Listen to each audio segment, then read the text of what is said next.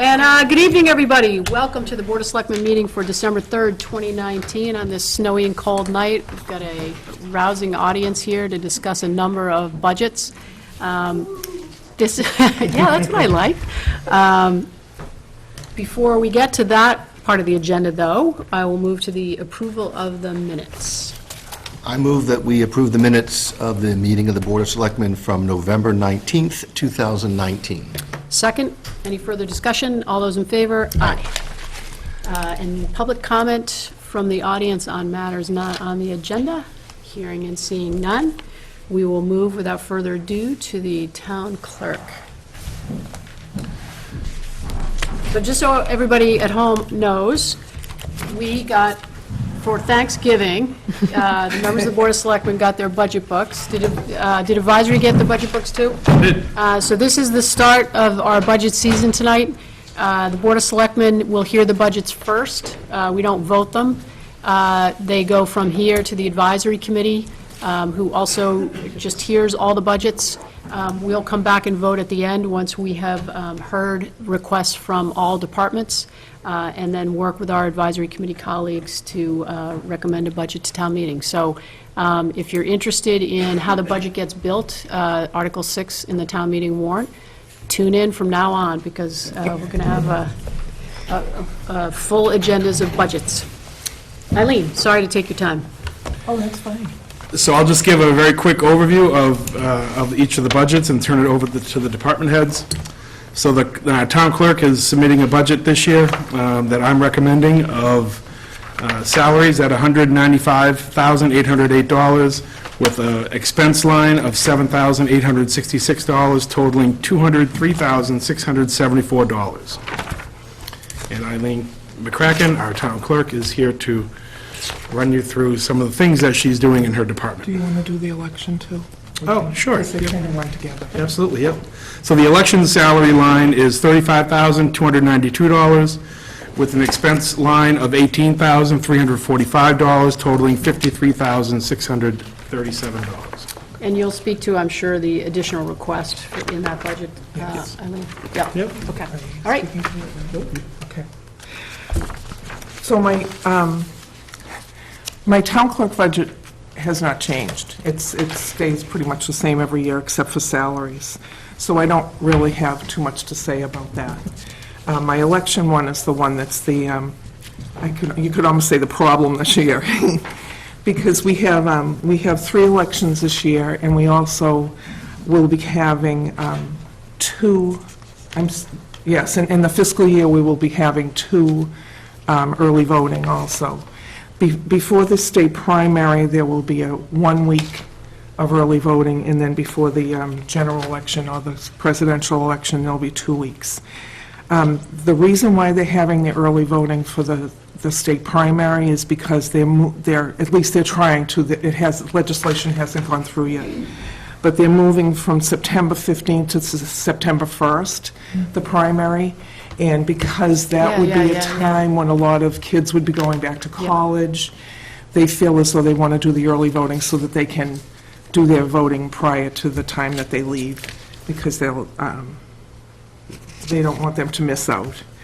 So that's pretty much all that is changed. Coming back to 2020, the school committee is allowing me to have the presidential primary without students in the building.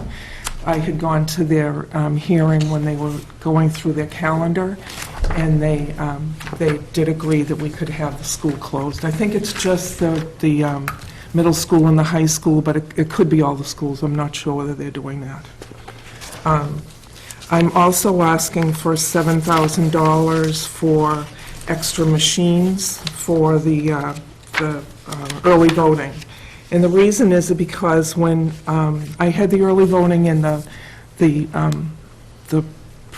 state elections in 2018, we were here until 1:30 in the morning putting them through the machines. The machines are a lot slower than they were before because they read them. They actually take a picture of them and they put them through. So that took a long time, so I want to have an extra machine so we can put them through. And I did 2 because of the 2 primaries, the 2 early votings that we're having. Yep, okay. And I think that's pretty much the difference between the 2 years. Okay. Questions, Joe? I do, and it relates really to something that I'm not seeing in the budget, which is security. There's a lot in the press about, security of the voting procedure. Right. Overseas, whatever the issue is. Is that an issue that Hingham has dealt with in the past, and are we prepared in this budget to address it? We usually, they suggest us to have a police officer in the building at all times. And we always have other police officers that are in for crowd control or whatever outside. So I think that we're okay. But that's the, physical security. I'm talking Yes. about the security of the vote, someone tampering with the mechanisms. Well, we have everything in the building here Yep. beforehand, and they do stay overnight at the school without anybody watching them, so that, I didn't think of that. So maybe that is something that I should think about, and yet there's a possibility that I may have enough in my budget this year to try it, at least for the presidential primary. We can see how it goes, and then go from there. I really don't worry about our system as much because we do have the backup of Sure. Paper the ballot. actual ballot, Yep.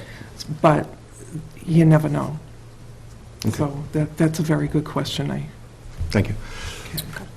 Well, Joe stole my question, too. No, I think it's top of mind for everybody. I think this is a community that takes their elections seriously. I think we drive voter turnout. I think that the availability of early voting, I've just heard from so many people that they really appreciate that opportunity.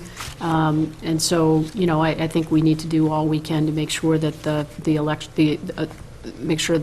election proceeds with integrity, and I think it sounds like you're thoughtful about that.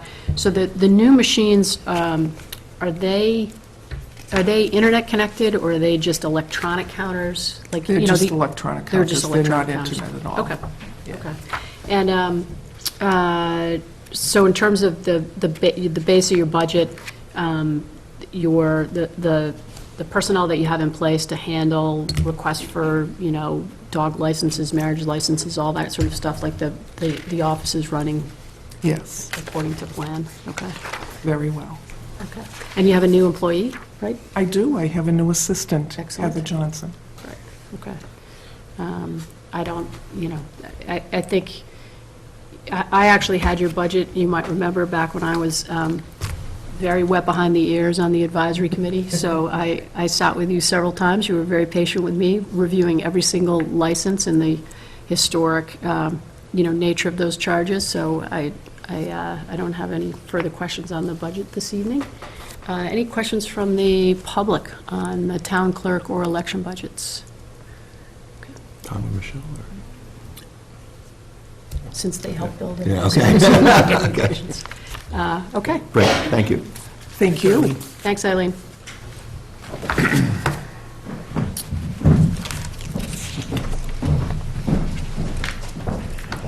Our treasurer collector? Okay. So Jean Montgomery, our treasurer collector, joins us tonight to present her budget. I'll just go through the summary again. Her salary line that she's recommending and that I'm further recommending is $355,702 with an expense line of $46,920. There are two $10,000 items for tax title costs and another tax title line totaling for a grand total of $412,622. Take it away, Jean. This is a level service budget, as you requested, and it is, there are no new initiatives in it for this year, so it's pretty straightforward, and I'd welcome any questions you might have on it.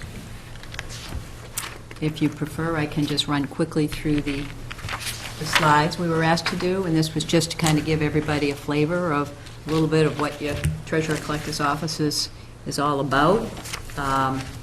And basically, we are two offices. Everybody, we know that we have a relatively small budget compared to many in the town, but we do lots of work for you. The treasurer is, we collect all the money and then we handle all the cash. So basically, on the treasurer's side, we're responsible for the depositing, reconciling all the monies that come in, reporting, auditing. We issue debt, the standard things. The treasurer also has several committee assignments that they are involved with. And I think last year we talked a lot about investment, the treasurer's responsibilities for investment, so that's another important function. You switch to the collector side. What's your tax collector doing all day? Well, I think most of you probably know what we're doing, because every time you turn around, we're sending you another bill. We send 70,000 bills out a year and collect on all of those. So all of that is money that has to be reconciled. It's receivables. We also collect the sewer revenue. And we have our tax title properties with pursuing delinquencies and so forth. So the collector's also very busy. We're also asked to kind of think about a benchmark or a metric that we can share with you each year. And so this year, we're just throwing out there that for real estate taxes, which is about 75% of the town's general fund revenue, we aim to collect between 98 and 99% of that by the each fiscal year close. So that's an important goal of ours, and there's a chart up there that will show you that that is something that we routinely able to do through consistent collection efforts and a great bunch of taxpayers in the town of Hingham. The initiatives this year.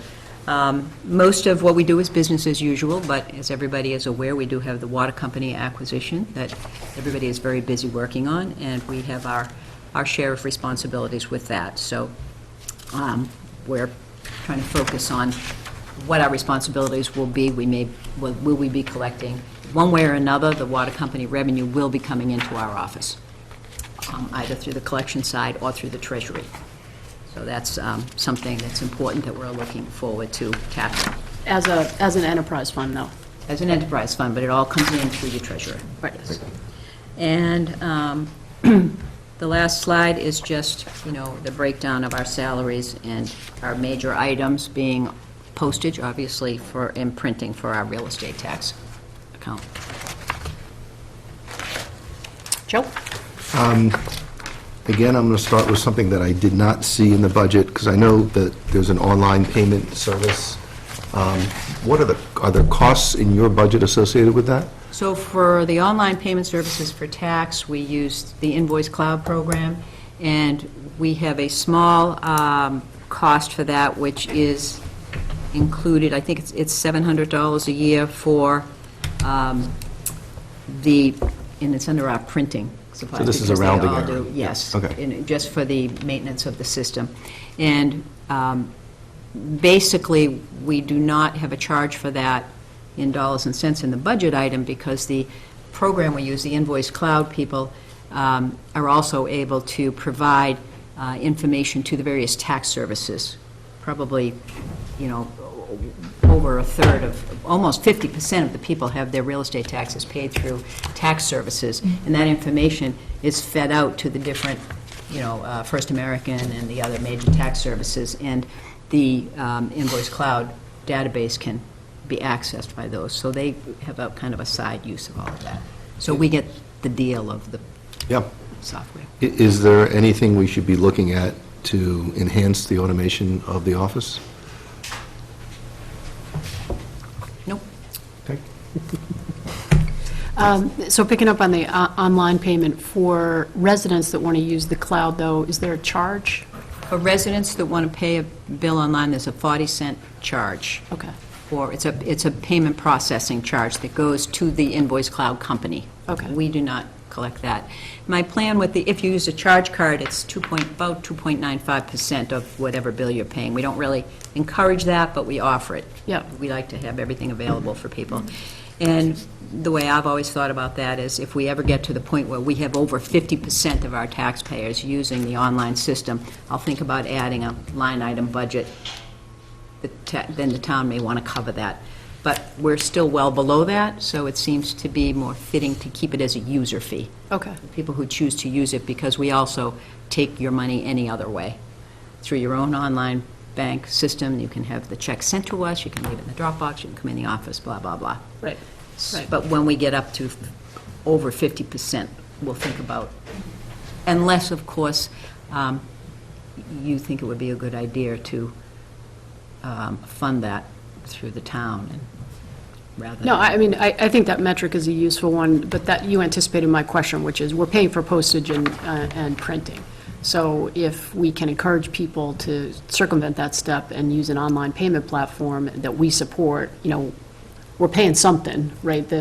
So that if we can communicate, So that saves, yes, so they can save money by paying online. We also do have paperless billing, so people can opt into the paperless billing. We actually have discouraged it for example, motor vehicle bills and other more routine bills, because a lot of people some people who sign up for paperless billing, it's easy to miss an email. yeah. You get so many emails Yeah. in your boxes all the time. It's a little bit, when we get those once-a-year bills, I like to send out a piece of paper, just. Yep. Well, here I am talking about an online platform, and I'm so paper-intensive, it's not funny, so. But I guess, I'm sort of echoing what Joe's saying, is this process costs the town something, so the more efficient we can make it, and it may take some resources to bring I it. think you'll be pleased to know that Hingham was the first community in Massachusetts to institute the online, the e-billing, the paperless billing, when it first came out several years ago. We were kind of, I have promised myself I will never be first at anything again. We're first for that. Yeah. Good deed goes unpunished. So, in addition to the cost, obviously, there's sort of the cleaner, greener, let's not use resources to the extent we don't need to. And I know I get my real estate bill mailed, and then I go online to look at it, so. That is a really good point, and I think Yeah. that's probably the main reason we do it. I do track the savings, and to be perfectly honest, what we pay out, what it costs us to print and mail and what it costs people, the paperless isn't saving us any money at this point. Okay. that's So good I'm to not know. really pushing it, because we have the software maintenance and the work we have to do Sure. on the other end. But definitely for the greener. Okay, Okay. thank you. Any further questions? No. I'm glad you brought up, I think, two things. One is, the number of committees that you sit on, and you're lending your expertise, I think, and your institutional knowledge of town practices, I think, has been and continues to be invaluable. So we appreciate that, that contribution outside of all of the numbers on this page. Right. And then the other thing, and again, I'm glad that you indicated this in your slide deck, and that is just your ongoing role leading up to town meeting and post-town meeting in the water transition effort. So again, this is a very complex transaction. It will involve, as you said, your office on both the collector side as well as the treasurer side, and we've appreciated your help in that regard. Thank you. It's a pleasure. Questions from the audience for the treasurer collector? None? No further questions? All right. Well done, Jean. Thank you. Good night. Thanks, Gene. I met with Gene today about water stuff. Just as an illustration. That's right, exactly. Good timing. Okay. Okay, so Aaron Walsh and Rick Nowen are joining us from the Assessor's Office. Hi.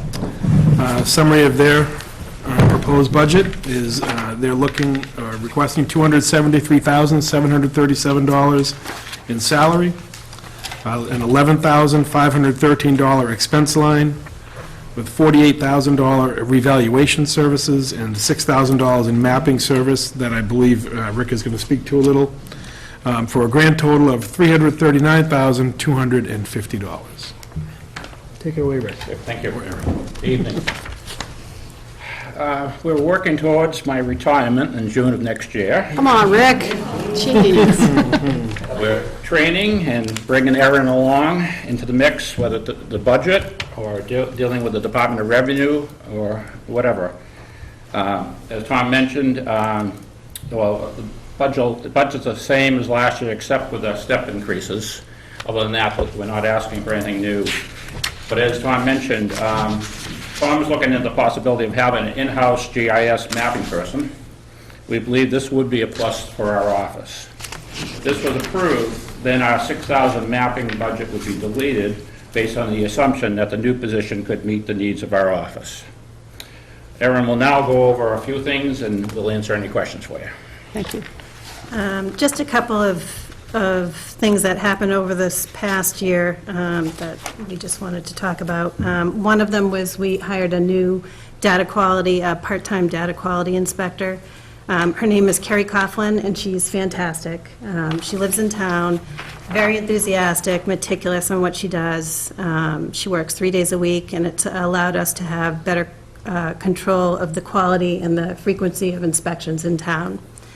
Another one is we have a new RMV system, which has been a pretty big undertaking, and we were lucky enough to hire a new member to our team, Jackie Berard, who has been with the town for several years. I think a lot of people know she was in the tax collector's office and then the clerk's office, and now she's with us.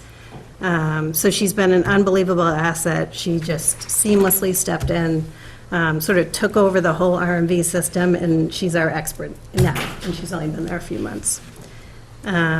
So that's really the biggest things that have happened in our office this past year, and then if you have any questions, we're happy to answer them. Joe? It seems to be a trend for me, looking at something that's not here. What's been the town's experience with people challenging the assessment? We were talking about that today. And the reason I ask is I didn't see any item associated with legal expenses or other costs associated with that process. We don't have a legal budget. The only time we bring in a legal somebody is if we go to ATB and it's a large case. Yep. As you probably know, we're dealing with Linden Ponds right now. This has been ongoing for several years, and we do have an attorney for that. And fortunately, we had some funds available to pay temporarily. If we end up going to a hearing, we're gonna have to be looking for some funds from the town on that. Other than that, we typically do not hire an attorney. We handle it in-house. We had some 67 last year. The high that, since I've been in here, was 400 was the year, but we converted our system, new assessor, and it was a revaluation year, all in 1 year. Somebody said it was the perfect storm that year. But we've averaged probably somewhere between 60 and 80 in the last 5 years. And we typically deal with probably 2 or 3 ATB cases a year. We try to work them out so we don't have to go to the state. We have one pending now, and it looks like it's an issue of whether we can get into the house or not. They're fighting that. But the only other one we had recently, and we settled that one. And we find it's easier to settle it, and the ATB is happy when you do, so Sure. you're not taking up the space at the Appellate Tax Bureau. So from the budget perspective, is there a contingency, or should we be looking to fund a contingency for the Linden Ponds process for attorney's fees, or I'll ask? We have that through another mechanism. Okay. You can speak. The overlay, we have the overlay, that would pay for Okay. if we were to lose, or if we were owed money, the overlay would cover it. It would not cover the legal, but it would cover all we have enough in overlay, probably $700,000, so we should be more than comfortable at that point. In the revenue forecast every year, we try to anticipate incoming or anticipated revenues, and on occasion, every third year or so, we tend to release money from the overlay account to offset some other expenses that we will no longer anticipate needing for abatements. We're not releasing any this year for that reason. Okay. Just in case. We want to see where we're at. I mean, I've got no other questions. The budget seems pretty flat from year to year. Thank you. I know we talked a year or so ago about assessment visits when you go out to assess a property.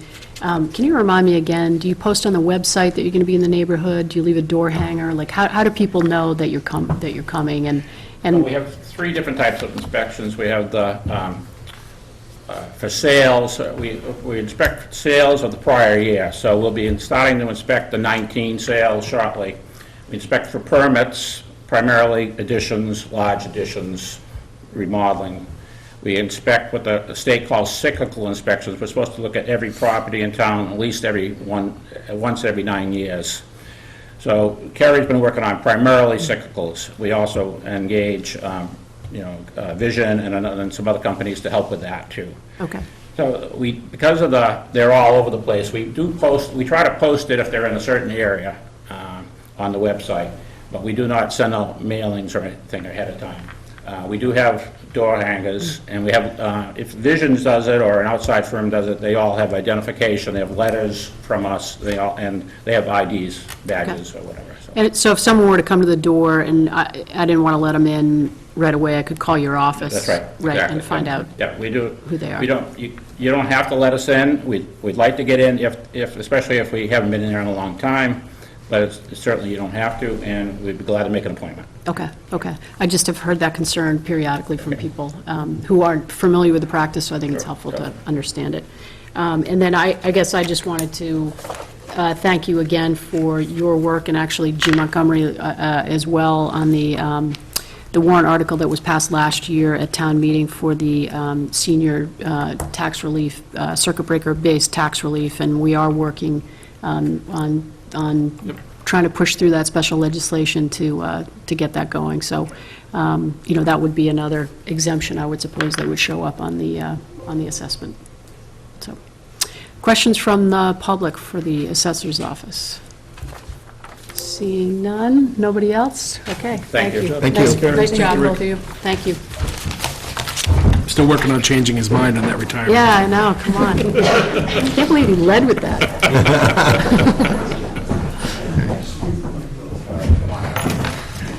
So Mary Savage Dunham joins us from the Community Planning Department. I forgot to call out Al Chambers, who's here from the Board of Assessors, so. That's right. Thank you. I forgot to welcome you this evening, Al. Thanks for being with us. All right. Well, be careful on the ice. That's right. Yeah, we're looking at your hand and wondering. I had an unexpected long, tough day at the hospital. And they told me to be there early, so I was up at 4 o'clock. I was about ready to die. So unfortunately. Not yet. Good night, Al. Sorry, So, Mary. that's fine. So the community planning budget, again, Mary Savage Dunham is our Director of Community Planning. She's here requesting a budget broken out as follows. $161,175 for departmental salaries, with an expense line item of $21,705, totaling $182,880. Take it away, Mary. Thank you. So you have before you a level service budget, and we're not adding anything major to discuss. So I thought I'd take a minute or two and just kind of talk about the department. Who do we serve? We serve everybody. We serve the public who come in and want to talk about their property. We serve developers. We serve our colleagues and our staff from both inside the town hall and state agencies. And we serve the board and commissions in town, and most importantly, our department staffs the planning board. This year, we also staff the master plan committee, and we'll talk about that more in a minute. The planning board, which is our main responsibility, is very busy. Their primary initiatives currently are processing current applications. Development pressure remains strong and high. The planning board has been meeting 2 to 3 times a month, and I see that trend continuing probably 3 times a month moving forward. So we have that going on. We're also working on zoning bylaw revisions. It's that time for town meeting, and so the planning board has a responsibility to hold hearings on zoning bylaws. That's going to start in January. I do anticipate perhaps 4, but nothing as meaty as we've seen in recent years. So that's good news. We still have to follow the same procedure and process, and it does take due diligence, but nothing controversial. And really, our main initiative, aside from those 2 busy things, is the update of the master plan. Gordon Carr from the Planning Board is chairman of that committee. The master plan update was funded at last town meeting, and the authority to establish the committee was voted at town meeting. We have a 15-member committee. The committee started meeting in September. We are right in the middle of visioning. What is a master plan for those at home? A master plan of development is a statement about what the community wants for its future and how to get there. And it's really a 10 to 15-minute or 15-year roadmap of, here's where we are today, here's our identified needs, here's some things that could come up, and where do we want to be? And it really includes an acknowledgement of the fact that typically the identified needs and interests can't all be satisfied at once because we have this budget process. So it's talking about what's needed and why. The master plan of development is a useful tool for boards and committees moving forward, going through your budget process, writing grants. If there's needs identified, it would support grantsmanship, which of course is critical. And it provides a tool for our boards and committees to use when they're making decisions, making policy choices. Because ultimately, the plan of development identifies goals and opportunities, and then the boards move forward and perhaps evaluate their bylaws or your policies. So it really is an important process. We're doing visioning now. The first part is really gathering existing data. How are we doing that? We're working with our local experts and our staff, and we're gathering the existing information. We're very blessed. We have a wealth of that. But we're also seeking input from the community. We've been having visioning sessions for the past month. We just scheduled 2 more. One is scheduled for December 11th. That's a Wednesday at 7 o'clock at night. And we have another one scheduled at 8:30 in the morning on Friday, December 13th. They're both in Town Hall. They're not meetings where you come and we speak to you. They're meetings where you come to and then we ask you questions and we find out what your thoughts and ideas are. So they're really critical. I encourage anybody listening that wants to come and provide your thoughts, we welcome it. We hope to have as diverse a collection of input as possible from the community. And so I also encourage our boards and committee members to come out and participate. I know Joe came the other day, and we appreciate that. So those are really the main things that are going on. When the visioning completes, which is targeted for December 20th, we're going to take a deep breath, and then we're hoping to have a initial draft report by, I would say, early February. And that's when we'll reach back out to our department heads, our staff, our boards, our committee, and the public, and we'll report back out and say, here's what we heard from you. How did we do? And we can correct it, we can supplement it, we can modify it. We really want to make sure we're on track.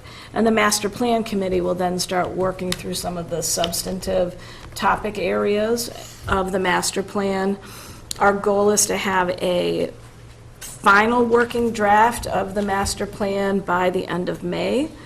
Realistically, it will probably be June. And then the master plan committee will report back to the planning board.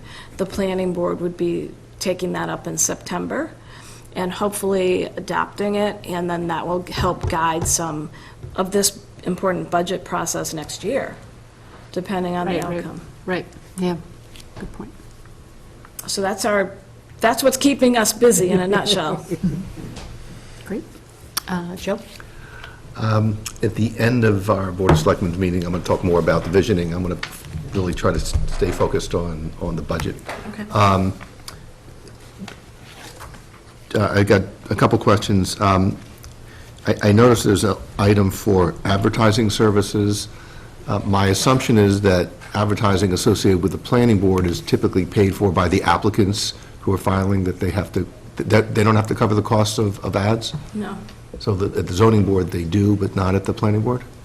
I mean, we do get application fees, but we pay for the legal ads out of our budget. Ah, okay.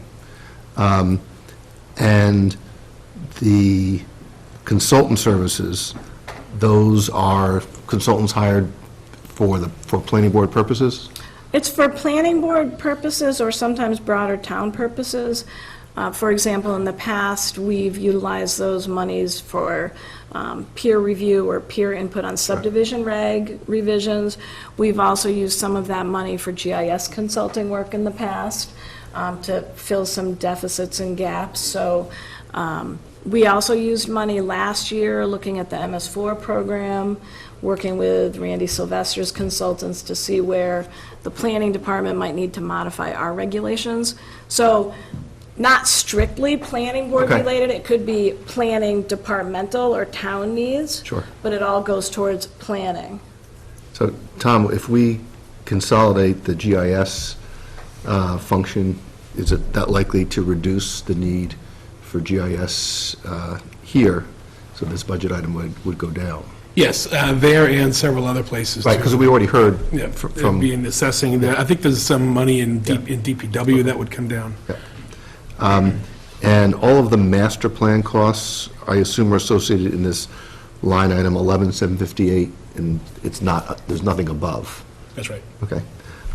Again, I think the master plan has, the work so far that I've seen is excellent, and I'll talk about it after we're through the whole budget process. But thank you. It's been great. You know, I think we've been kind of moving through the budgets quickly, which is helpful, but we're potentially glossing over the fact that to produce a level services budget is hard work. And I think for all your predecessors, as well as you know, to come forward and be as, I think, as fiscally conservative and responsible as you are, and again, for your predecessors, there's a lot that goes on in this building. And, you know, I know that the taxpayers appreciate you being able to turn out those services for this budget. And, you know, I think, again, I probably should have commented on that earlier, but it's no easy task, I think, to continue to operate at the high level, with the high level of service expectations that we have.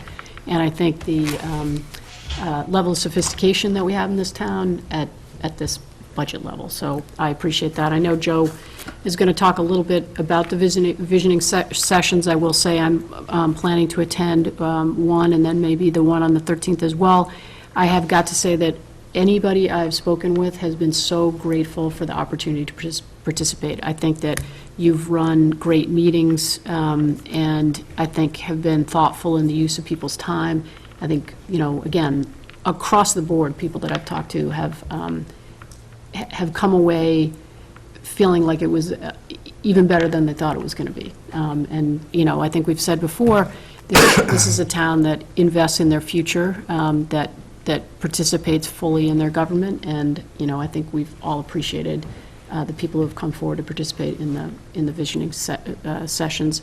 It's probably good that you don't have, like, hugely meaty zoning bylaw changes this year, because I don't know how you would do it.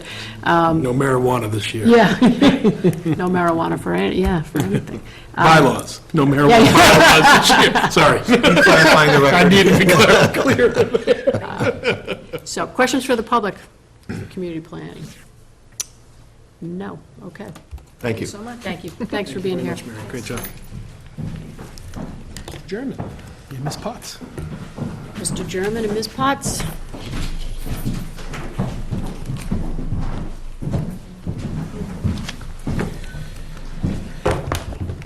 Speaking of another hard-working budget, That's right. So, coming before us now is Keith German, our Veteran Service Officer, and Lisa Potts of the Veterans Department. Theirs is a three-part presentation tonight. They have a budget for their department, the Veterans Department, and also a celebrations budget, as well as the GAR Hall budget. So I'll try to summarize each of those, starting with the Veterans budget. The department request is $106,788 for salaries, with an expense line of $7,778. In the a Veterans Services Benefits line of $196,946, totaling $311,512 for the department. The celebrations budget is a grand total of $16,615. We're going to have a lot of questions. This covers the celebrations across 4th of July, Memorial Day, Veterans Day, and the Battle of Grape Island. And jumping back quickly to page 111, you can see the GAR Hall budget. There is an $18,875 expense line for that budget. And that is, in fact, the total for the department. There is no salaries associated with that budget. Take it away, Keith. All right. Or Lisa, whoever is. So, thank you, Madam Chair, Mr. Fisher. Being in the military over 25 years, I'd like to give you the bluff. The bluff is the bottom line up front. So, speaking the military acronym, the Veterans Services, the total budget is a decrease of $45,000. I have 5 points on why that is. Really quickly, there's no step raises anticipated for this year or next, which would keep that line item flat. The expenses budget has gone up roughly $759 because we are in desperate need of a new copy machine. The one we have right now is, we use only internally. It's not really good for professional use to send out to the 8 different agencies, federal and state and local, that we need to use it for. The third point is that the Massachusetts Department of Veteran Services is cracking down. They're requiring alternative sources of income now, which makes our clientele use just that. We have to sign them up for VA pensions, VA disabilities, Social Security disability, et cetera, et cetera, et cetera, SNAP, fuel service for low-income housing. Those things that help reduce the state's budget, which in turn reduces our budget. The fourth item is directly associated with that as well. There's been a crackdown on some of the medical expenses, but to our rising to that challenge several years ago, Ms. Potts was able to petition the state and allow us to go onto a group plan. That group plan is paid off, in spades, because by having that, we reduce our cost every year on having that. And we've been matriculating folks to use the VA other than just Medicaid or Medicare. If they use Medicare, as you know, it's 80%, 20%, the town could be on the hook for that. So we now sign those folks up for VA, which is free health care for most of them. So the fifth point I have is that the increase in veterans' deaths, this is our miscellaneous line item, there's been a rash, of course, of World War II and Korea, and now we're starting to see Vietnam deaths. So with those deaths increases our flags, which is our miscellaneous item. As per law, we're required to decorate every veteran grave in town on Memorial Day. But the bottom line, as I said, is an actual reduction of $45,000. Yeah. So you've answered my question. I was going to ask the details of the reduction, which I see. I am exceptionally impressed with the $16,615 budget for celebrations, because we're getting a lot of bang for the buck there. Yeah, So, I didn't get to go over those, but I have those as well, the different it's, points. Yep. No, what I've seen speaks for itself, so thank you. And the other budget items, the Grand Army Hall, that looks essentially flat from year to year. Yeah, correct. Just with, the bluff on that is there's about a $2,600 increase on that line. We've increased usage, therefore you're going to increase utilities, therefore you're going to increase maintenance on a building that was built in 1888. But the feedback that we get back, allowing people in that hall now, there's been almost close to 300 visitors have signed the guest log. We man that by volunteers using the Valor Act, which I heard the chairman mention about the tax reduction. That's one of our special tax reductions that we have here in town called the Valor Act, where veterans can work 125 hours service for $1,500 reduction in their property tax. So, yeah, the building's in great use now. It's open, what hours? We are open on the first and third Saturdays of every month, 10 a.m. to 2 p.m. So that's also a great thing for the town. And I would be remiss if I did not mention that this year at our annual state convention, training convention, which is a complied activity that we must go through. We have to recertify every 3 years, but the training is annual. Mrs. Potts was awarded the 2019 Commonwealth of Massachusetts Administrator of the Year Award. Wow. She was, very good, yeah. She was also certified under the National Association of County Veteran Service Officers to file claims.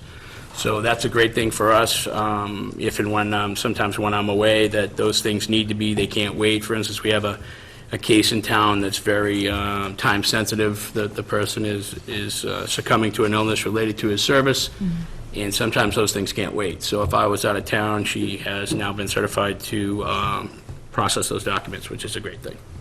So if you don't mind if I just jump in real quick. So Keith, I've spoken with Secretary Urena a couple of times. He's so present in town and accessible, and, you know, one of the first things he always says to me is that the gold standard for veteran services officers in this state is sitting to my immediate left. And now, upon this most recent recognition, the admin in that office with Lisa Potts receiving this award, it's really nice to see the accolades coming to the entire department, because our veterans are so lucky to have them as a resource. And, you know, quite frankly, everyone in the region knows it, and they just flood these two because they're just so helpful. They understand the laws, they understand the resources, and they do their best to help veterans everywhere. I'd just like to tag on to that 1 minute. It wouldn't be possible at all, none of it, without the support from this floor, from this office, because there are many other veteran service officers that, believe it or not, struggle to go through this procedure that we just went through. Struggle is the best word I could use. It's mind-blowing that would be Yeah. the case. Right. You know, I think, Keith, frankly, you and Lisa make it easy for us because you help us understand the importance of your role. I think the proactive nature of the services that you provide, and, you know, now understanding the breadth of knowledge that you've got to bring to the table in counseling veterans to find the dollars that they need to survive, instead of just being able to sort of sign them up for 115 and move on. Right. You know, I think puts further sort of pressure and I think further importance on that office as a resource. I mean, I think that those, you know better than we do, the labyrinth of those requirements, and to be able to find people the support that they need, again, to eat and to heat their homes, and to get their medical benefits.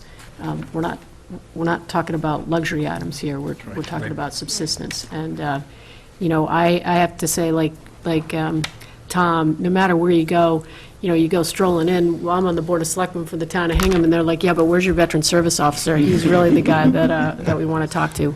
And, you know, the other accolade, I think Joe and Mary and I talked about a couple weeks ago, was just how beautiful the Veterans Day ceremony was. It really, and the participation again by the town at that ceremony, the breakfast in the morning for folks, the presence of U.S. Representative Lynch, who I don't know whether you saw it, but I recounted your story where he was like, no, I'm staying. Yeah. You know, and to me, it spoke volumes about, I think, your ability to draw people in, make this important for us, and for people to be receptive to how important it is. So, you know, again, I feel like the dollars that are in these budgets work really hard for the town, and in particular, really hard for those men and women who have, you know, given it all and who deserve this support. So, I don't have any questions. I will say, you know, I'm glad you pointed out kind of the increased usage of GAR Hall. I think that's been the vision right along. Right. And so, again, I think the more people that visit that place are just blown away by the artifacts that have been so well curated, mainly by volunteers. I think in a couple weeks, don't we have I think the Veterans of Foreign Wars has their history ceremony there? I believe it's this, I want to say it's 14th, this maybe? coming Saturday, maybe next Saturday. Yeah, it's in the morning. They do a Patriots Pen and a Voice of Democracy. Those are essay writing awards. I remember we used to shake the tree. I'm also a member of those organizations as well. We used to have to shake the tree, really shake the counselors to, hey, get a student to actually put an essay in. And I think this went past last year, year they was- they had almost 100 this year essays written, and they had to actually get more Veterans of Foreign Wars members involved to read them because they didn't have enough time between that and the award that they thought they were going to give out. So, yeah, that was great to see where most schools, even I know Notre Dame and St. Paul's, every school in the town is now represented there, yeah, which was not the case maybe 10 or 12 years ago. And that flows into our ceremonies. We always see the wonderful participation of the high school's Veterans Appreciation Club. That's not common elsewhere. That's just not, so. Those students will Possible. actually be coming over to Grand Army Hall this Friday with Tom Hoffman, who graciously solicits businesses in town to fill the bags, 150 gift bags for the New England Center for Homeless Veterans, and the students from the Veterans Appreciation Club and the students up at Notre Dame who have a similar type club, although it's not called that name, will be meeting there after school on Friday to pack over 150 gift bags, and then our several students will go around to use a list that we use here for our clientele and provide gift bags to about 25 indigent veterans in That's town. fantastic. So. Well done. Thank you. Any further questions? No. Questions from our audience? No? Okay. All right. Thank you. Thank you. Thanks for very being much. here. So, Did you come in for arm wrestling, is that? that's right, he's here. They've been killing me about it. So Michelle is going to join me on this end of the table as the rest of our budgets are organized and run through our office. We're going to jump ahead. I'm going to go a little I haven't told Michelle this yet, but I'm going to go a little out of order just because we have a representative from the town hall team in the room, and I thought we could do that so that he's not sitting here. Thank you very much, sir. You're welcome. Okay, so the town hall budget, the departmental request is $234,320 for salaries, with an expense line of $453,802, totaling $688,122. Michelle will walk you through this budget. Sure. So, I think everyone here is very familiar with our beautiful town hall and the 3 full-time staff members who are our maintenance team of the facility. With over 137,000 square feet and all these different town departments, the police station, the senior center, the 911 dispatch center, a cafeteria, the school administration, and rec department facilities, this building gets a lot of use, and we're trying to take steps to keep it in the good condition that it is right now. Our maintenance crew also supports other town facilities, including GR Hall, 308 Cushing Street, 8 Short Street, and all the public meetings and special events that take place here, which is why we have an additional request this year for one more part-time custodian to join the maintenance team. We've done some research, and at least one national standard points out different measures that we should use to determine how many people we should have as part of our maintenance team here. Looking at those standards, it looks like Town Hall could use anywhere between 3 and 8 full-time maintenance teams. And the folks on our team here, they are the custodial support, their maintenance, they're supporting the town's structures, the town's systems, HVAC systems, and they're also working with a lot of outside contractors and engineers to manage the different projects such as roof replacements, elevator repairs, as well as taking care of the town hall grounds. So there's a lot of work going on in this building. We really appreciate our crew. Part of this additional request would help us get to a more appropriate level of staffing on the maintenance team especially to provide extra attention and support to areas like the police department, Shrek, which are used 24/7, as well as recreation, which is used 7 days a week, and to support all the different programs and events and room setup that takes place in our different meeting areas, as well as the senior center. So this department is headed up by a gentleman named Jeff Peasy. Jeff works in the early morning through midday and is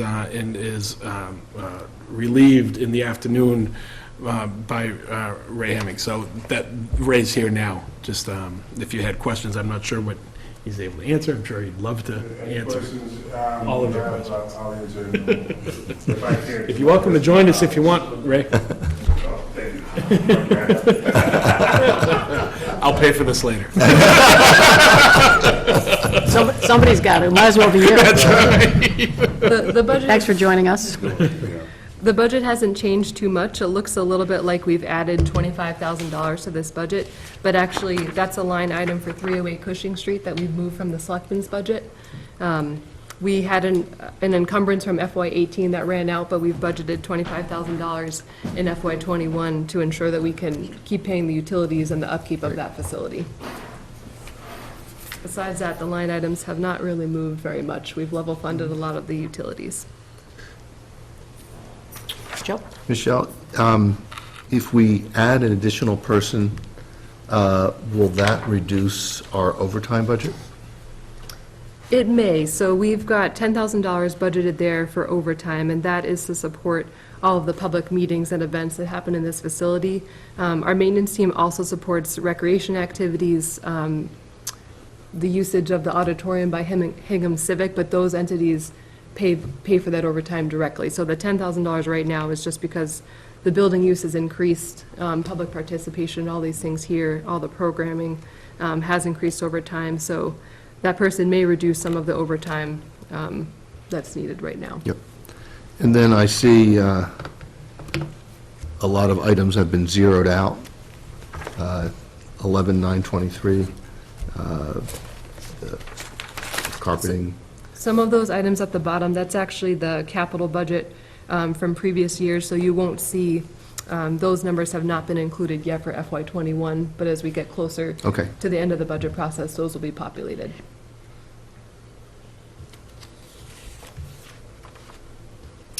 Anything further? So, Michelle, tell me again about 308 Cushing Street. We moved it from, it was in the Selectmen's budget? So in the past, it was in the Selectmen's budget. We had an encumbrance from FY18 that was about $60,000. And so in FY18, 19, and 20, we spent, in FY18, it was about $17,000. In FY19, it was $22,000. That building has electric heat, which is really expensive. And we keep the heat on and the lights on there to make sure that the pipes don't freeze. And we do have the high school storage of boats there and HHSRA, moving that equipment in and out. So we've budgeted $25,000 for FY21 to make sure that all the systems there stay online and we can still pay for those utilities. And some of those costs will be offset then by the HHSRA license agreement? Right, we're moving forward with that license agreement, and they will help us cover the cost of excess utilities if their usage creates that. Okay.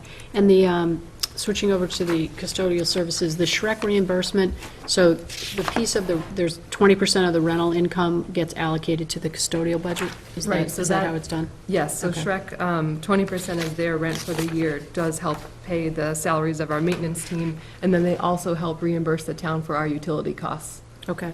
And then the part-time and temporary building maintenance workers, how do they factor in, sort of along that same line of Joe's comment? So if we add a worker, what happens to these costs that we've carried over from prior years? Right now, we have, I think, 2 part-time folks on staff. They're sort of on an on-call basis, with the exception of Herb, who works, I think, 9 hours every weekend. Okay. The other ones, when Jeff, Chris, and Ray are out of town or on vacation or, otherwise not at work, those folks, Jeff calls them to fill in. But the only one that's sort of consistent is the 9 hours a week for Herb, so it's not a true, not a full part-time. Not a cost. full-time, part-time, okay. And the position that we're requesting would be 20 hours a week. Okay. Is that benefits eligible then at 20 hours? It will be, yes. Okay. Ray, what's your reaction to, what I guess would you say is the biggest challenge in keeping this building going? Well, based upon a lot of the HVAC systems that we have and painting and overall just regular maintenance of the building requires maybe more than 3 people in order to do this. And with me having the HVAC license and able to work on units while this other person is able to clean and pick up some of the slack around, would be able to help immensely towards keeping your overhead down. Yep, that makes a lot of sense. Okay. Questions from the public? I have one other question. I'm looking at our water, our utilities, water, it's about doubled over a 2-3 year period. Is there an issue with, is it the water rates, or there are usage, or is there leaks? What's going on? Last year for the FY20 budget, that's the 16,100. We had increased that by 13% from the previous year's budget just because of the rate increase. But this year. It's more cost-based and not Yeah, usage. I mean, so in 2018, it was 7,800, and now we're over 16,000. So that's what I'm looking at. Yeah, so the original increase was a cost-based increase, not a usage-based increase. Okay. It's a per unit. And the 16,000 is the budgeted amount for FY20, and we've kept that level for '21, so we can catch up and get the usage a little bit more close to the budget. Great. And you have budget worksheets for all these utilities, right? Is that budgeted consistently across all budgets? That's right. Okay. Anything else? Nope, I'm good. All right. Thanks. You're good. I'm good.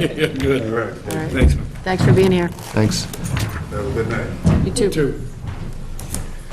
Okay, jumping back to page 2, we can do the Selectmen's budget. Retroactive that one while pay I do increases? Are we going to make a motion right now? That's right. I wasn't born yesterday. All right, so the Selectmen's budget, back on page 2, we are requesting a salary line of $396,343, with an expense line of $73,040, totaling $469,383. We are also requesting 2 additional positions, 2 additional requests. 2 additional selectmen? Yeah, that's all you need.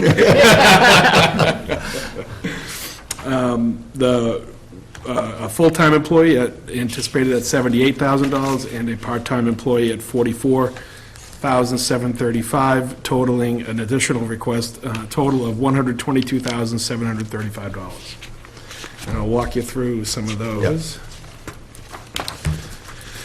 So,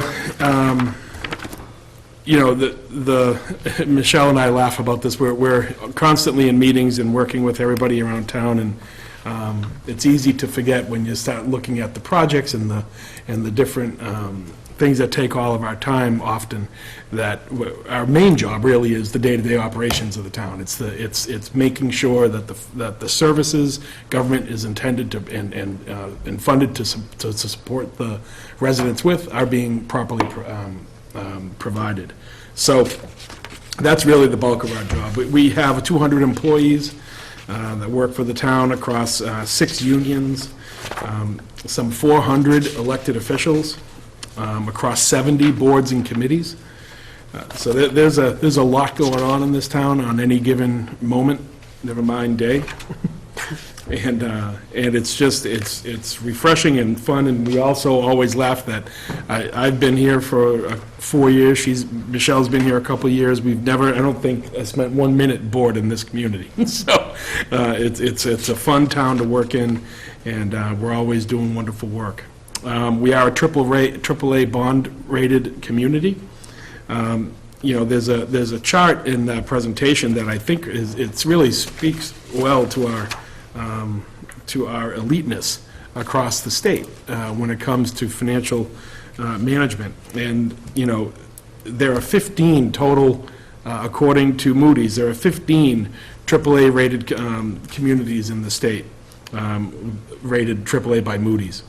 And we're obviously one of them.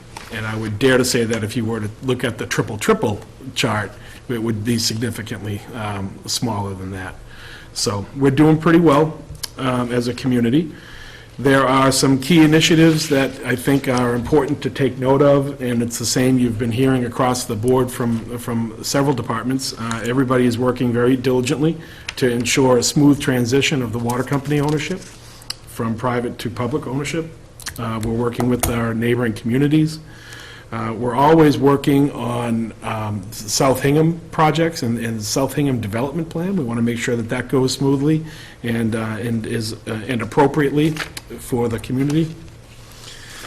You know, we're also always looking for grant opportunities, bring external money back into the community, et cetera. So, not to bury the lead, but to jump to the additional requests that I'm sure everyone is interested in. So, we are anticipating, or we are looking for two positions. One is a procurement and contracts manager, and the other is a public information officer. Just before you go on, just to put this in context, I was just doing the math.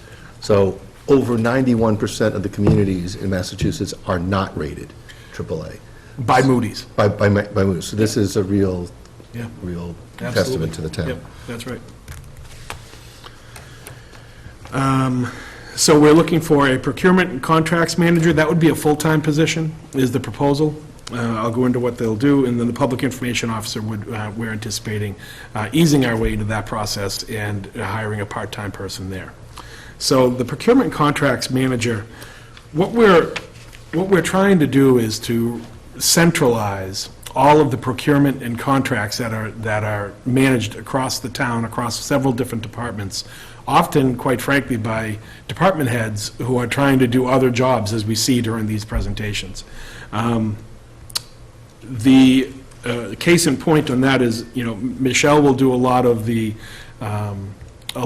services, Chapter 30B, we refer to them, a lot of the services procurement, while some of the construction procurements that are done elsewhere often are done either out of the DPW or historically out of the engineering department. It's what we're looking to do is bring that all centralized into one job, get that person properly trained so that they're all, you know, fully certified across all aspects of procurement and able to make sure that what we're doing is both in keeping with state law and also efficient and successful here for the town. So just to put it in perspective, at any given time, we're managing between 10 and 15 active procurements across the town. Just for instance, just yesterday, we had we opened some bids for the Memorial Bell Tower project from CPA last year. So there's a lot of constant procurement projects that are happening at any given point. That takes a lot of time, quite frankly. It takes a lot of time to manage those things. And if you're managing, procurement can be detail-oriented. And if you're trying to manage those projects while you're doing other projects, while department heads are looking to speak with us, or we got other things going on, snowstorms like today, it's easy to miss something. It's easy to forget something, or to open something too late, or open something too early. We don't want to make mistakes. It's too important. So it raises stresses across the organization, not just in our office, but across the entire organization. So contract management is a big piece of this position, in my mind, is a big piece of this position. Right now, we have leases not outstanding, existing leases with many different entities, such as the Lincoln School Apartments, the Tree and Park Barn over on Short Street, the 308 Cushing Building, Bear Cove Park concession agreements with the federal government, the Country Club restaurant that manages over there, the MBTA with the Harbor Master's Office, HMC, the Hingham Maritime Center lease.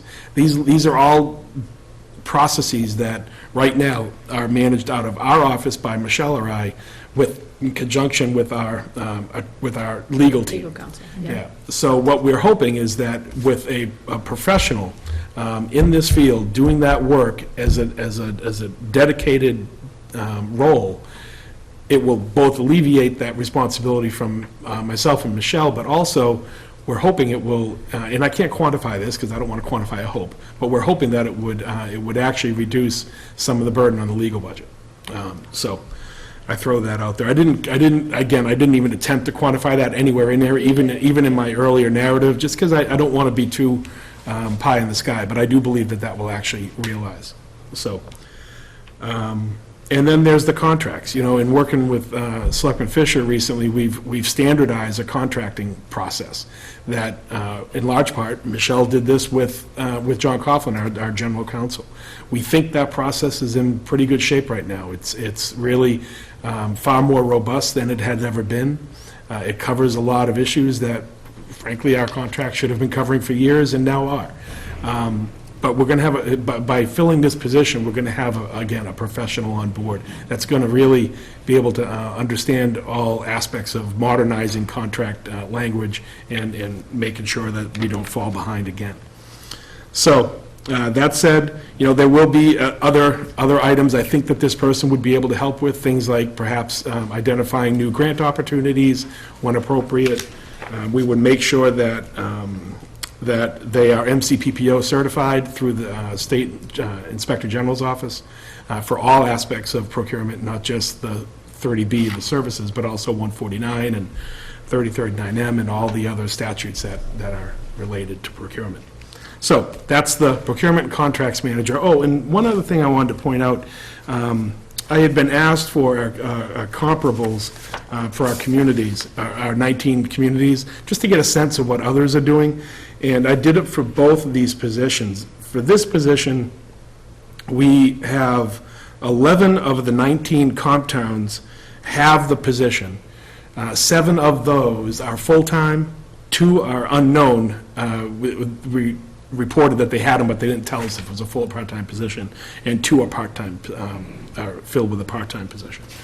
So I wanted to pass that along. And a quick anecdote, the town of Weston just simply wrote us a note saying that their procurement purchasing manager has reported that this is a new role as of the past 2 years, and that it is working really well because now all the procurement efforts are in fact centralized. So it's good to hear that our theory is playing out in other towns. Yep. It's actually there. Did you benchmark the salary? We did, yes. Yeah. Yeah, we did the average, right, on the min and max, is that right? Yeah, we can send this information to the Sure. board after that. Heidi helped us collect from the 19 communities Okay. along with some of the job descriptions. Yeah, that'd be helpful. that we have. Yep. Yeah. The other position that we're requesting this year is for a public information officer. Again, the idea is to centralize. It's to centralize the message coming out of town hall for the public. Again, this often falls to our office, which historically has been done by usually the town administrator, myself, or my predecessor has done the bulk of it. And, that's not our forte. We muddle through it. We do the best we can. We try to, portray the facts as they are to the public in a way that the public can consume it. But, that's not our training. So I think that when you get a professional in this kind of a field, delivering a clear message is I think, beneficial to the community. The idea would be town-wide news, event announcements, operational programs,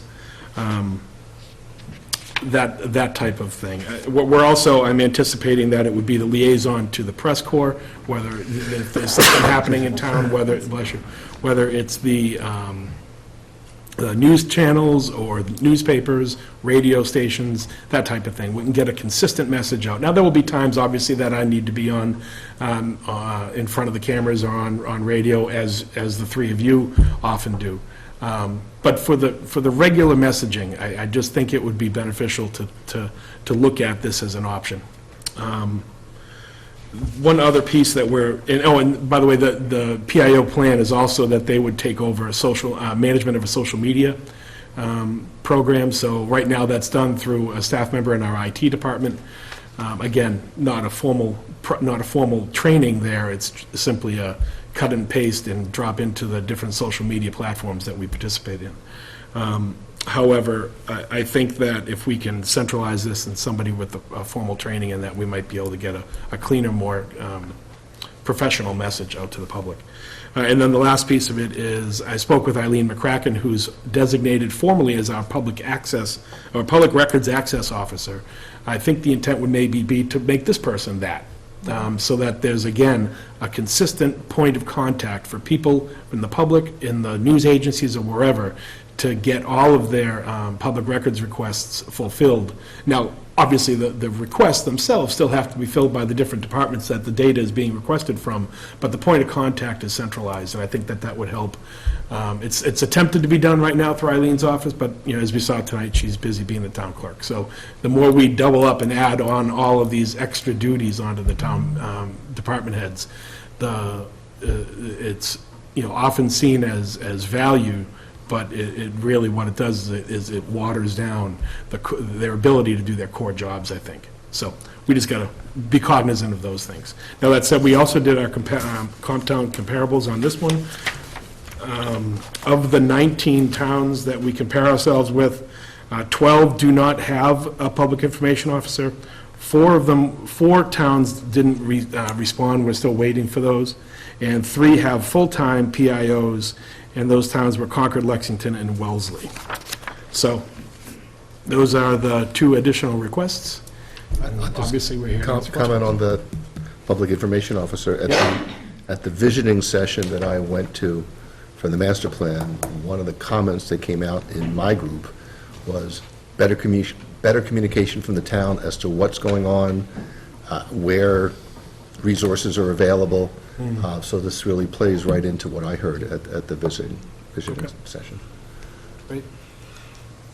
Anything else before we? Nope. So, Joe, any further questions? Yes, you also discussed earlier this evening about a GIS position. Is that? Yes, so you'll hear that one, that's being requested through the IT department. Okay. So when they come in on either the 10th or That's not part of this. 17th, Okay. yeah, they'll come in on that one. Great. Yep. Nope, no other questions. You know, I appreciate you sitting back and reflecting a little bit about the tasks that go on in your office and that go on across departments, and how to bring efficiencies and expertise, I think, to those tasks.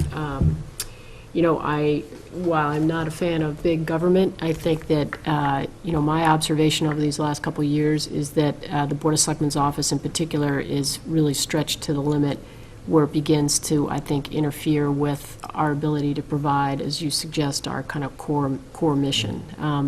And so, you know, I'd like to reflect on this a little further. I think that to be able to take particular task areas and be able to hand it to a staff person to be in charge of, then frees the 2 of you up to do the things that, you know, that you're supposed to be doing on top of everything else. To manage the town. Yeah, Right. and so I am in general supportive of adding personnel resources to the department.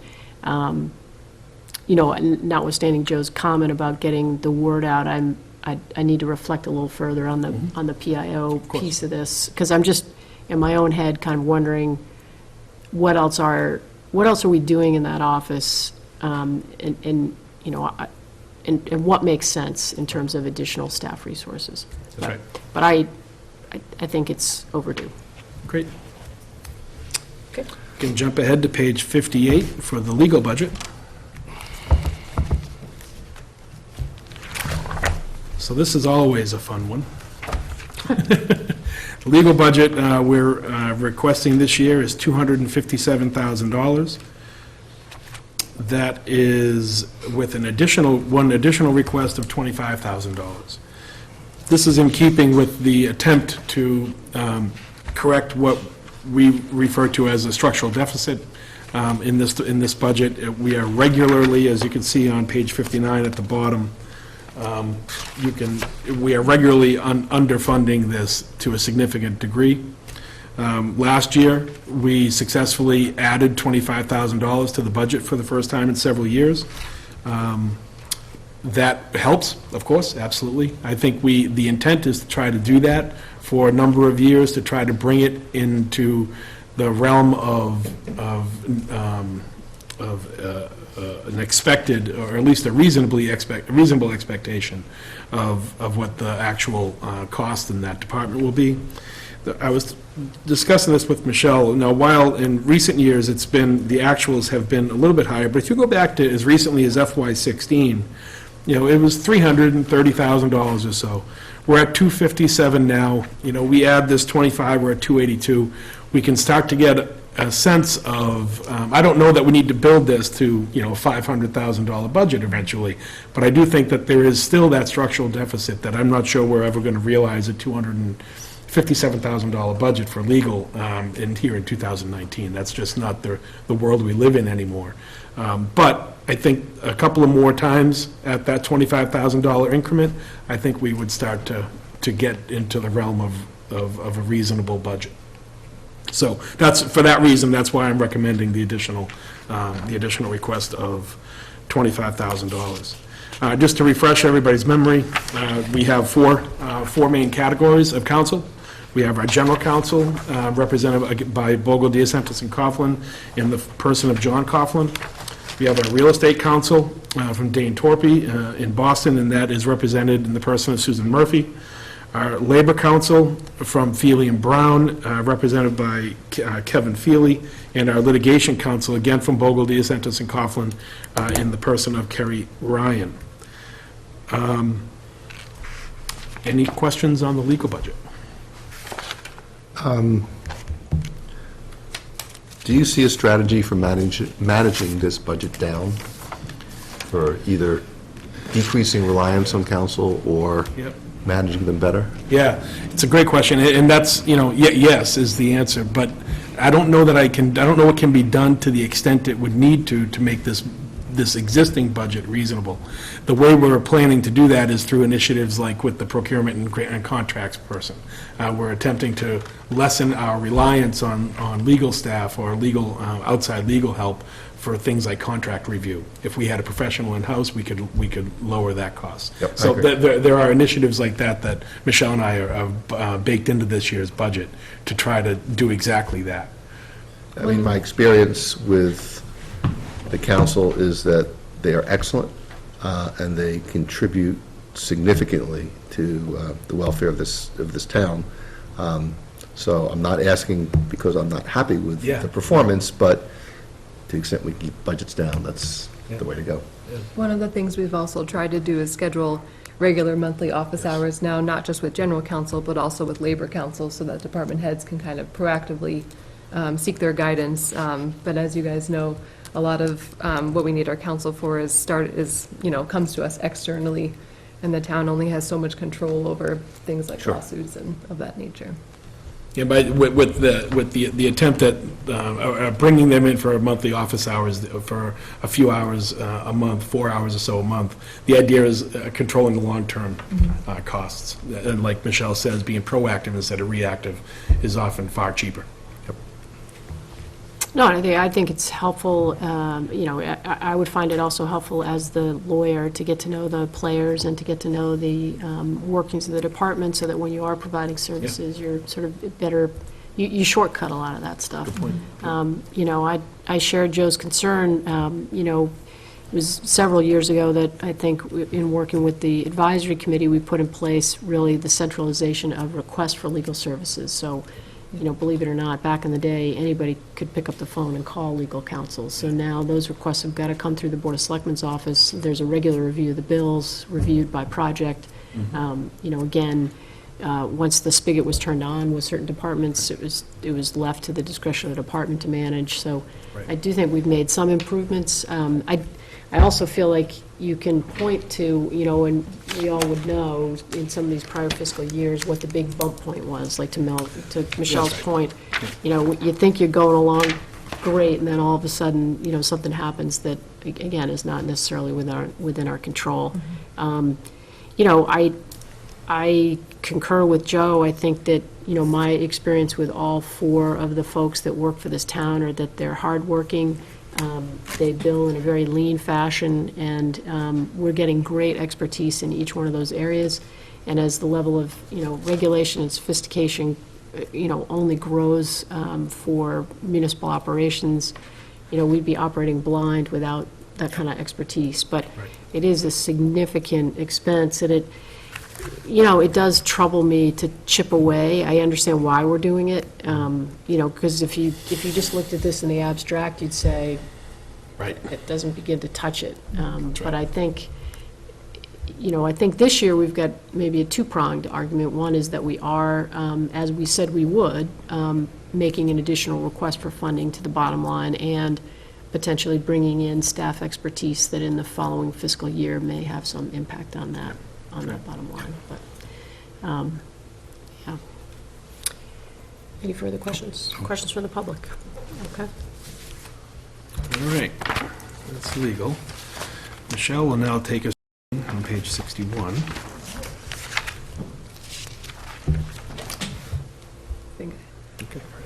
So the total town meeting request for salaries for FY '21 is $2,692, with an expense budget of $35,500 for a total ask of $38,192.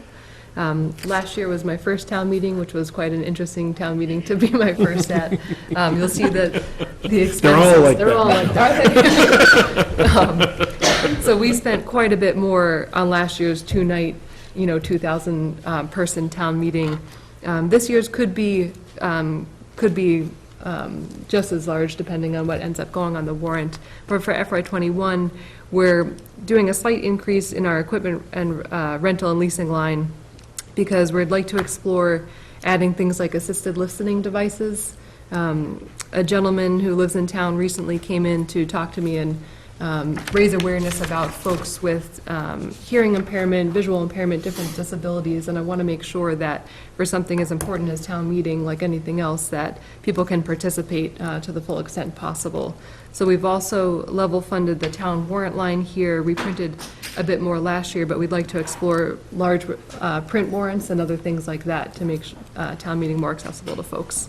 Besides that, you'll see that we've sort of kept expenses in line with the 20 budget, and we don't really know at this point, how to predict attendance at future town meetings, but we do hope that some of the folks who came out this past year, maybe it was their first town meeting, that they'll come back in the future.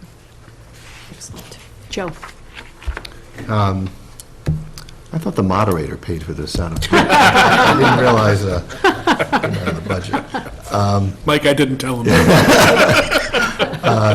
No, I mean, I think you've done a great job. Is there any effort to look at funding for making town meeting available to folks online so they can watch it and/or participate online? So that is an annual question that Yep. comes up. It's often directed to formerly HCAM, now Harbor Media. Yep. There is an ongoing debate as to whether that would preclude people from attending the full meeting, if they would target their timing to arrive at their issue and not participate in the whole of the meeting. It could potentially, and I'm not sure this is a problem in Hingham because we have such wonderful turnout every year, but it could potentially become a blow if we didn't make a quorum, for instance, at the beginning of the meeting. Yep. We may not get our, couple thousand regular members for the Hannah Lincoln Whiting article every year. So that's part of that concern, Joe, is we want people to be actively participating in the government at the meeting and not at home watching. What about parking? You go to town meeting, you can't park, and you circle around and try to find a spot. Is there anything that we can do from a budgetary standpoint to anticipate that next time and address it? Last year, or in years past, we've partnered with the South Shore Baptist Church on Free Street, and then also the high school is always very helpful with their transportation coordinator, running different buses and shuttles between the church's parking lot and the lots with the high school sort of further down on Union Street. We've looked at possibilities like the library and other things. I think that plan worked fairly well last year, and we had to pay for some of those, folks, the extra drivers and things like that. But we'll keep looking at other areas. We looked at Wampatuck State Park also in terms of remote parking areas and shuttling people to the high school. One issue we run into is there's a lot of additional parking available at the high school site. on days that it hasn't rained in a couple of days or that night. And when it rains recently or that night of, it takes all that parking away, and that's when you end up having to go up to the church or, like Michelle says, elsewhere in town. Yep. So, just because it's parking on grass, for those of you that didn't follow my Right. train of line of thought there. I appreciate you exploring the kind of alternative means to access town meeting. I think it's long overdue. Yeah. Yep. No further questions on that. Questions from the public on, sir?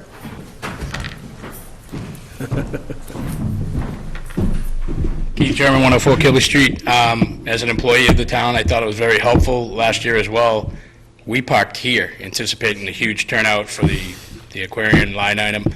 We parked here, took the shuttle. I've been going to town meeting since I was eligible to go to town meeting, but it was very helpful to know that those vans were running back and forth. I didn't run into any problems. I think having us park off-site, there's a lot of employees that are there at the town meeting. Yeah. And having us park off-site was a huge plus, so I thought That's a that great worked well. point, yeah. We did that as an initiative because of the expected turnout, but that'll be a regular thing. It works so well. That's a great idea. So if we have an information officer who Thanks, can make Keith. sure The people the public know. know about that. Yes, exactly. Any further questions? Moving on. All right, on to unclassified. I think we gotta come up with a better name. 308, we were saying the exact same thing. Thanks, Keith. Miscellaneous, how's that? Unclassified. We needed information on this. We need a PIO, That's what you see? come up with? Well, using the term unclassified suggests there's also a classified, and I'm looking for that. Okay. Good point. All right. This budget is very small with a total ask of $7,550. It mostly goes to printing 800 to 900 annual town reports every year, as well as has a little bit of funds available for the caretaker of clocks and the repair of clocks in town. I think, by the way, to answer your question more seriously, Selectman Johnson, I think we can move, quite frankly, I think we can move these lines into logical budget so that we just, eliminate this category altogether. Okay. I have no questions on this. I just think if we're going to do that, we cannot mess with the caretaker of the clocks. We'll hear from our former colleague, Mr. Healy. Yes, we will. So just a little uptick, Yeah. okay, yep. In the town reports, to match the actual expense, Okay. Since we have no public left, I think we'll move on. Health imperatives? Health imperatives, page 232.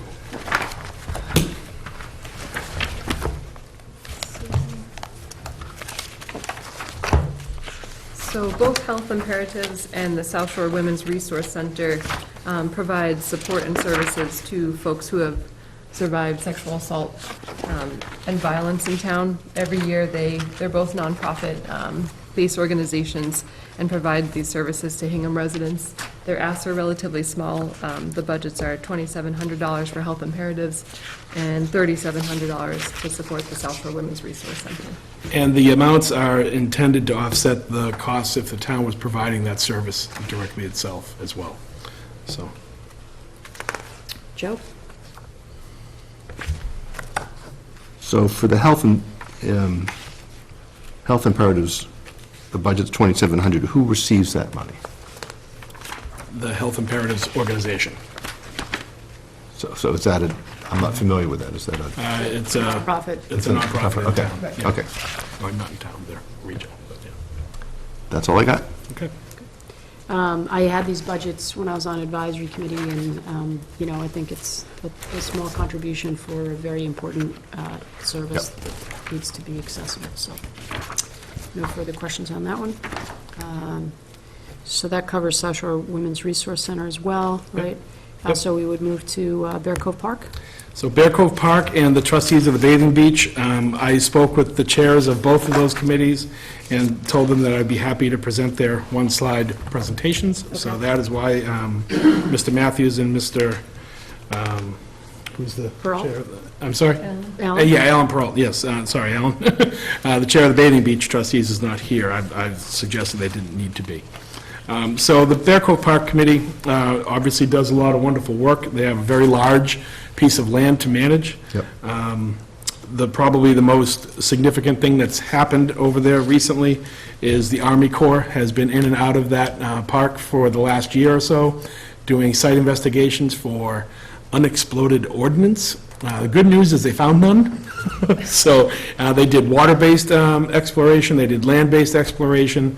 They're done with that investigation, they found none, and now they're just in the phase of repairing the land in the areas that they disturbed in doing the investigations, and then there'll be a little bit of a lag while they write up their report, and we'll get that report in the next month or so, or next couple of months.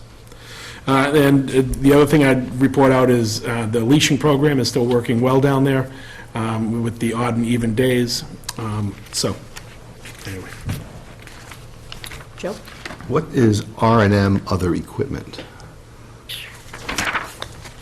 I believe that is for the maintenance equipment for Scott McMillan to, Like the mowers and... to maintain the Probably his park. truck. So this is the maintenance, this is not a maintenance. capital item, this is... No. Okay, No, that's right. Maintaining, yeah. okay. Scott is the Bear Cove Park Ranger. Yes. I was telling him, he's got the coolest title in town, him and Kristen Apley. Chris is a marshal and Scott is a ranger. That's good. I'm an administrator, I got nothing else. I don't have anything else either. Look, I feel like these budgets tonight are all incredibly lean, incredibly focused on their purpose, and there are a bunch of people, both volunteer and staff, that work very hard to deliver the services associated with what we're reviewing tonight, so I don't have anything further on Bear Cove. Okay. Jumping ahead to trustees at the Bathing Beach, found on page 260.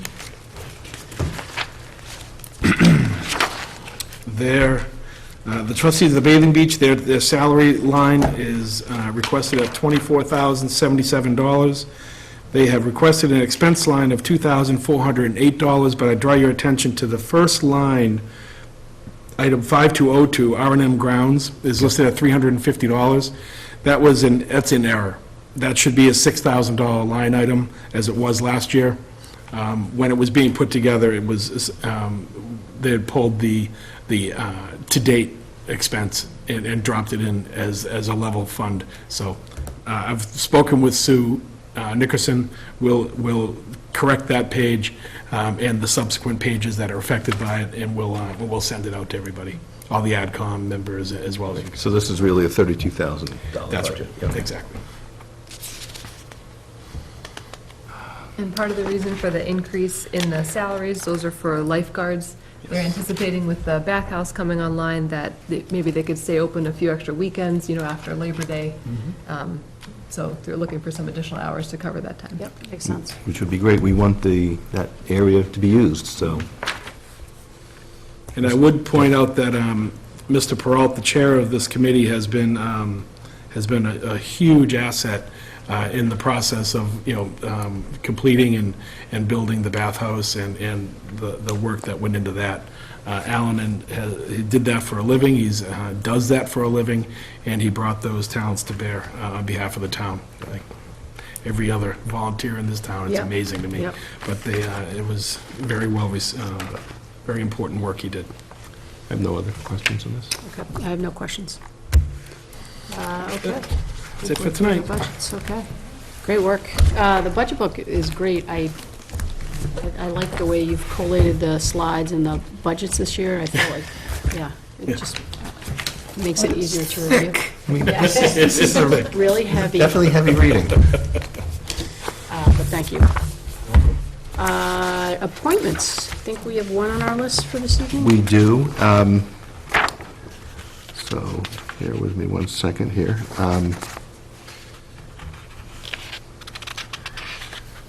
Yes, so at our meeting in November, we had the opportunity to meet Thomas Roby, and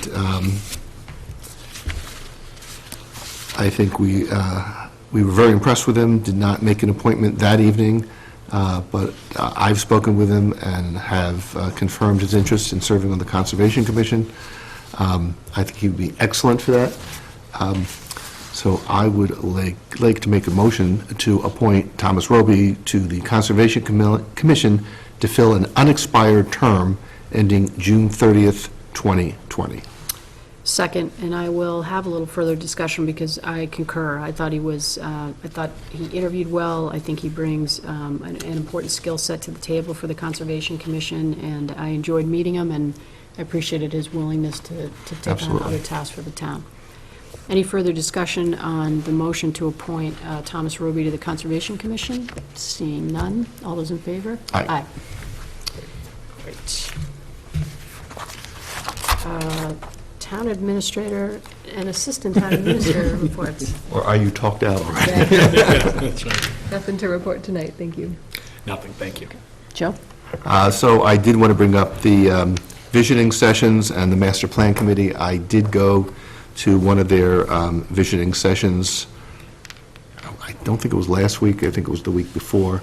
And I went in not expecting a lot, and I got a lot out of it. It was just a tremendous opportunity.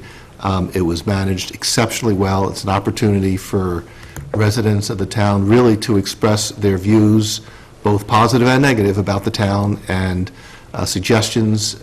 It's a great place to hear other people speak about how they see the town moving forward and to really have a give and take.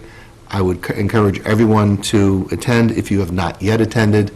As Mary mentioned before, there are 2 meetings coming up, one Wednesday, December 11th, from 7 to 9 p.m. here at Town Hall, and the other one, I don't know why they scheduled it on a Friday the 13th, but it is Friday, December 13th, from 8:30 in the morning to 10:30, again, here at Town Hall.